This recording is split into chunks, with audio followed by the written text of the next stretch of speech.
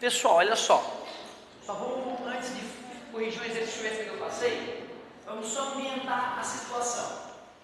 Se essa esfera estivesse no plano do quadro, o campo magnético que ela gera estaria apontando para vocês, né? Regra da mão direita, beleza? Se esse fio estivesse aqui, né, aqui lateralmente, o campo magnético dele ou apontaria para vocês se a corrente fosse para cima, ou aponta para dentro do quadro se a corrente é para baixo. Né? Se a corrente é para baixo, então, o campo magnético gerado pela esfera aponta para vocês, o campo magnético gerado pelo fio aponta para dentro do quadro. Se eu quiser determinar qual é o campo magnético resultante do centro da esfera, vamos denominar, vou chamar de ponto X do centro da esfera. Eu quero saber o campo magnético resultante do ponto X.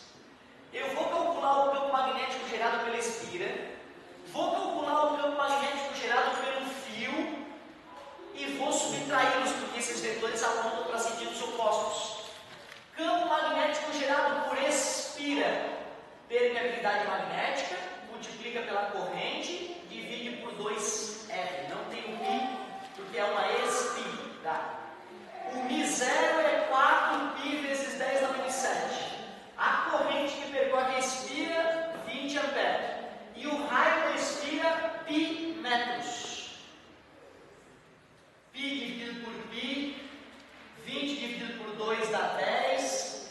Campo magnético gerado pela esfera, 4 vezes 10 na menos 7 Tesla. Para onde ele aponta?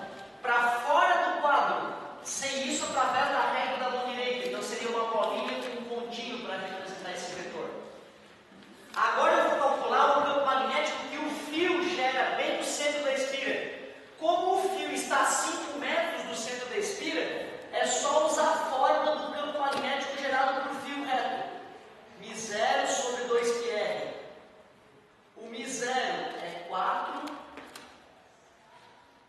π vezes 10 na menos 7, valor que vai ser tabelado e fornecido.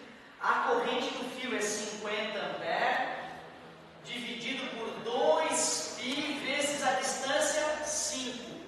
Corta π com π. 2 vezes 5, 10. 50 dividido por 10 dá 5. 4 vezes 5, 20.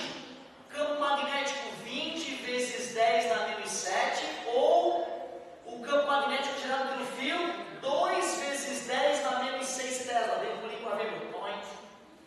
Só que esse campo magnético aponta para dentro do quadro. Se a corrente fosse para cima, apontaria para fora, e bastaria somar os dois vetores que apontam para vocês. Mas como esse campo magnético aponta para dentro do quadro, se eu quiser achar o campo magnético resultante, eu vou pegar o B do fio, que aponta para dentro do quadro, e subtrair o B da esfera, que aponta para fora do quadro. Então, atenção aí, se eu fosse fazer a vista lateral, nós perceberíamos que o campo magnético da esfera aponta para um lado, 4 vezes 10 na menos 6, e o campo magnético do fio aponta para o outro, 2 vezes 10 na menos 6. Quem vai ganhar é a esfera, e o vetor resultante, então, vai apontar para vocês, e o valor desse campo magnético resultante, 4 menos 2, 2 vezes 10 na menos 6 Tesla. Então é importante algo entender por que eu peguei o B da esfera e subtraí o B do fio. Importante algo entender por que eu fiz a subtração.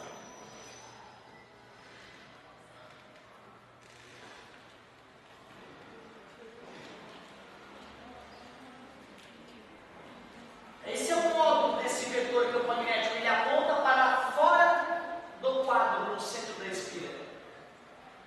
Essa é a representação do vetor campo magnético resultante. Ótimo, ótimo para a gente relembrar como é perigosinho isso, né? Como é importante estar bem fera na aplicação da regra da mão direita, como é importante ter visualização espacial dos vetores campo magnético, né? Para poder finalizar a questão.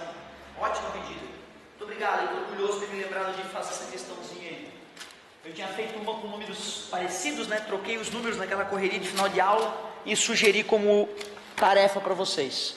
Como prometido, então, para a gente encerrar a aula, vamos botar uma questão de transformador um pouquinho mais elaborada que aquela que a gente fez de exemplo.